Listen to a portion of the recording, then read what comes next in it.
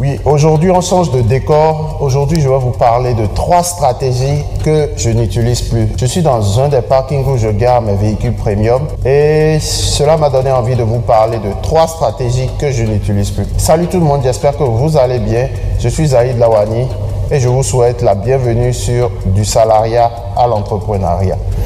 Dans la vidéo d'aujourd'hui, je vais passer en revue les 3 stratégies que j'ai cessé d'utiliser pour mon entreprise de location de voitures. J'espère que cette vidéo vous permettra d'apprendre sur mes erreurs et d'économiser du temps et de l'argent. Donc si vous aimez mon contenu, assurez-vous d'appuyer sur le bouton j'aime et montrez-moi votre soutien en vous abonnant massivement à la chaîne pour pouvoir regarder mes prochaines vidéos. Restez jusqu'à la fin car la 3e stratégie est une stratégie que vous utilisez toujours et que vous devez actualiser. Si vous désirez savoir ce que vous devez changer, attendez au moins jusqu'à la 3e stratégie car cette vidéo vous révèle des erreurs que vous êtes en train de faire et qui vous perdent du temps, pas que, mais aussi de l'argent. Top, c'est parti. La stratégie numéro 1 que j'ai cessé d'utiliser pour mon entreprise de location est de tomber amoureux de mes véhicules ou d'en être émotionnellement attaché.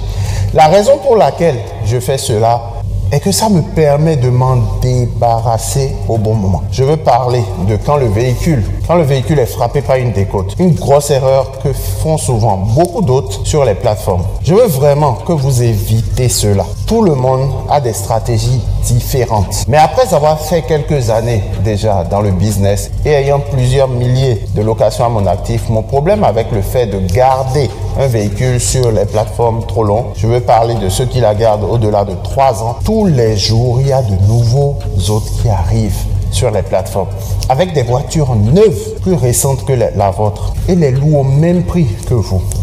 Alors dans ce cas, vous convenez avec moi que le choix du client est vite fait.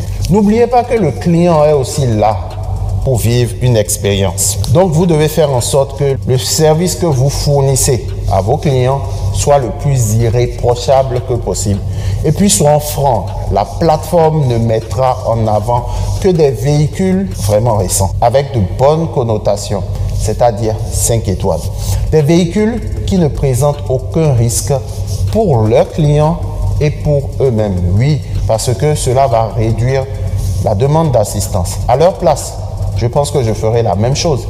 Il est donc très important que vous rafraîchissez votre flotte afin de pouvoir vous aligner à la concurrence. La semaine passée, nous avons organisé un challenge qui est fini là et franchement, je crois qu'il y aura de nouvelles personnes qui viendront sur la plateforme.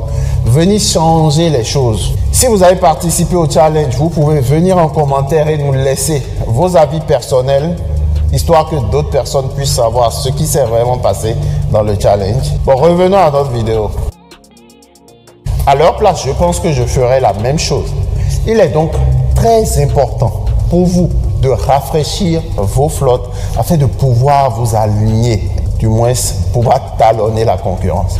Maintenant, comme nous le savons tous, lorsque vous utilisez une voiture sur les plateformes telles que Getaround et Wecar, vous accumulez des kilométrages sur cette voiture beaucoup plus rapidement que vous l'utilisez pour votre usage personnel. Ce qui signifie que la valeur de la voiture se déprécie beaucoup plus rapidement qu'elle ne fera normalement. Et cela signifie que vous vous retrouvez généralement dans une position où vous avez une équité négative sur ce véhicule. Qu'est-ce que cela signifie? Cela signifie que votre dette est supérieure à la valeur de votre véhicule. Vous avez à perte de vue, c'est-à-dire que sur cette voiture, vous réalisez que des pertes totales et irrémédiables. Le seul problème, c'est que lorsque vous essayez de garder une voiture sur la plateforme, disons 4 ans, 5 ans, voire 6 ans, pendant toute la durée du prêt, vous accumulez tellement de kilométrage que vous rencontrez inévitablement des problèmes d'entretien majeurs, ce qui représente un coût variable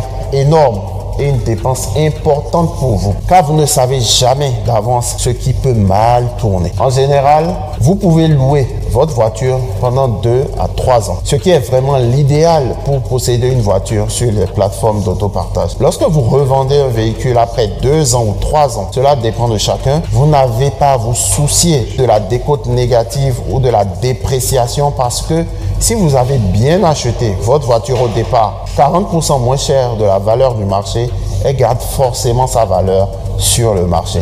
Et cela est très important pour ce business de location de voiture.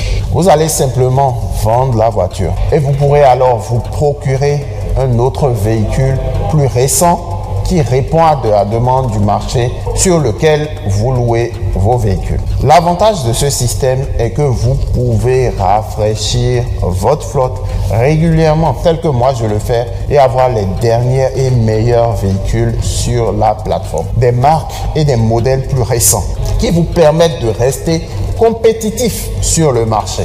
Maintenant, laissez-moi vous donner un exemple d'une voiture que j'ai gardée pendant 4 ans sur cette plateforme. C'est ma première voiture que j'ai mise sur la plateforme, celle avec laquelle j'ai commencé. Une Toyota Auris hybride avec un toit panoramique. Mis à part le fait que c'est une voiture qui garde bien sa valeur, c'était ma voiture personnelle. Donc je m'y suis émotionnellement attaché. Et puis elle performait très bien sur la plateforme parce que je la gardais toujours propre. Alors je l'ai donc revendue 4 ans plus tard à 12 000 euros après qu'elle m'ait rapporté une très belle somme dans la location. Son prix à l'achat était de 15 500 euros. Voilà, si vous tombez sur des deals comme ça peut être que vous pouvez vous permettre de le garder un peu plus longtemps, mais maximum 4 ans. Après, chacun fait ce qu'il veut. Il y a une chose dont on ne parle pas souvent, mais beaucoup d'organismes de financement financeront des véhicules à hauteur de 110%, c'est-à-dire que la valeur du véhicule même est à 100%, mais parce que le vendeur le lui a vendu à 110%, ils financeront le véhicule comme ça. Donc vous avez 10% de plus de la valeur du marché sur le véhicule. Et cela peut vraiment vous mettre dans une position où vous êtes vraiment défavorisé d'une part, et d'autre part, vous allez utiliser cette voiture à l'excès, ce qui va faire déprécier encore plus vite que la normale. C'est donc l'une des choses que je vous conseille fortement d'éviter, à moins que vous ne soyez un mécanicien ou que vous ayez accès à l'entretien ou à des réparations. Vous pouvez vraiment éviter cela car vous serez obligé d'entretenir votre voiture pendant toute la durée du prêt et cela peut vous coûter gros. Mais cela devient vraiment difficile parce que lorsque les voitures tombent en panne et que les voitures ont des problèmes d'entretien, cela affecte l'expérience des clients. Puis à la fin, vous collectez de mauvais commentaires, de mauvaises évaluations. Et c'est quelque chose que vous devez éviter le plus que possible. La deuxième chose que je pense être vraiment importante et que je vous recommande de faire, c'est de prioriser les réservations avec Getaround Connect. Oui, je dis bien Connect. Ayez des véhicules qui prennent le boîtier. Ce que j'ai constaté, c'est que des gens aiment vraiment cette expérience.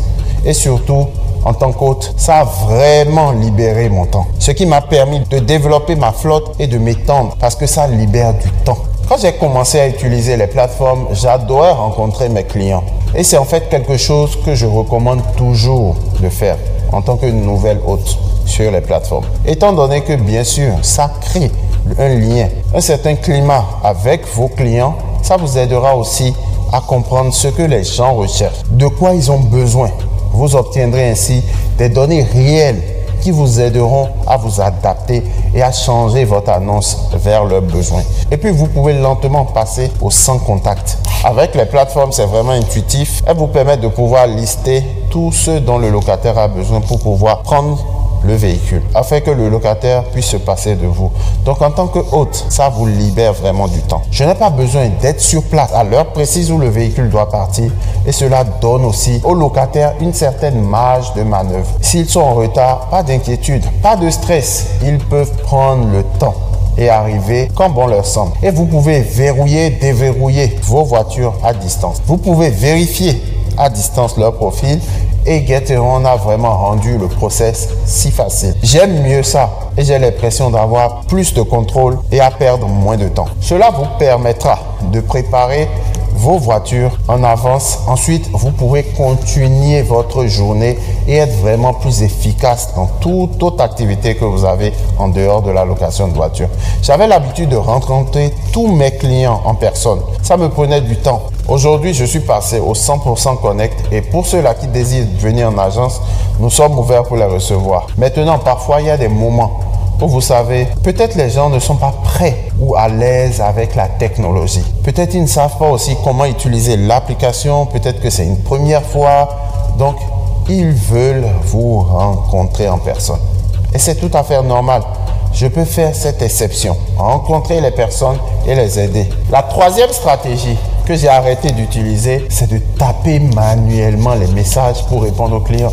Les clients posent tous les mêmes messages. Mais vous savez quoi? Parfois, vous êtes très occupé. On a tous une vie. Peut-être vous êtes au dîner avec votre famille. Peut-être vous êtes en train de dormir.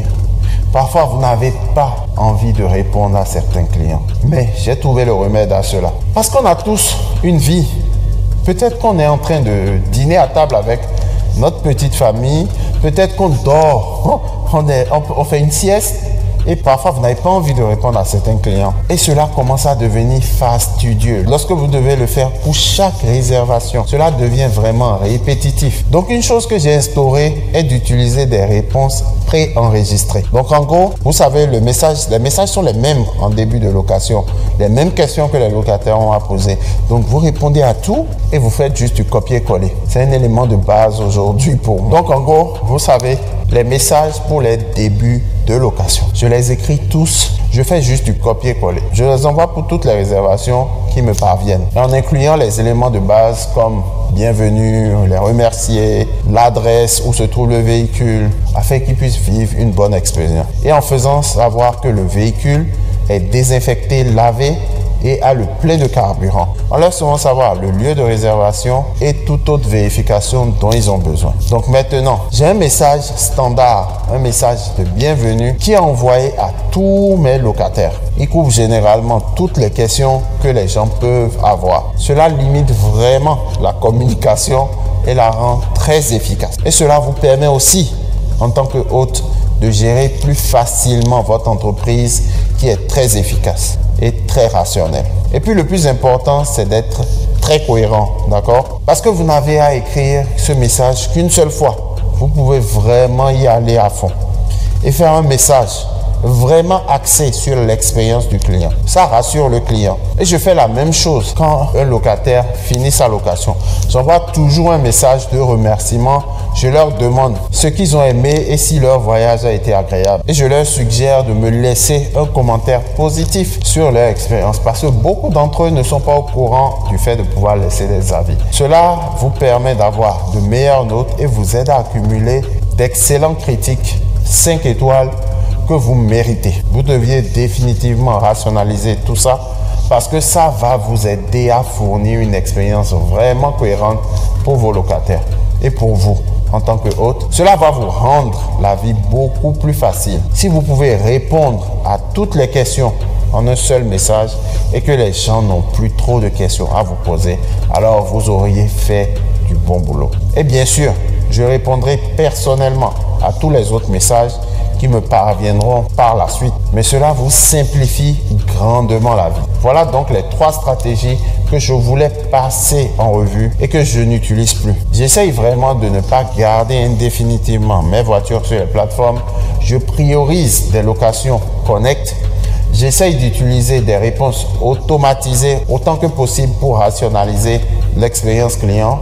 Et puis, pour donner aux gens la liberté de se présenter et de récupérer les voitures en faisant du sans contact et en me libérant du temps. Merci encore de m'avoir écouté. J'espère que vous avez apprécié cette vidéo. Et encore une fois, si vous avez apprécié la vidéo, vous pouvez me démontrer cela en me soutenant, en vous abonnant et n'oubliez pas le pouce. Likez la vidéo. J'ai hâte de vous retrouver à la prochaine vidéo. Vivez, non survivre, soyons prospères.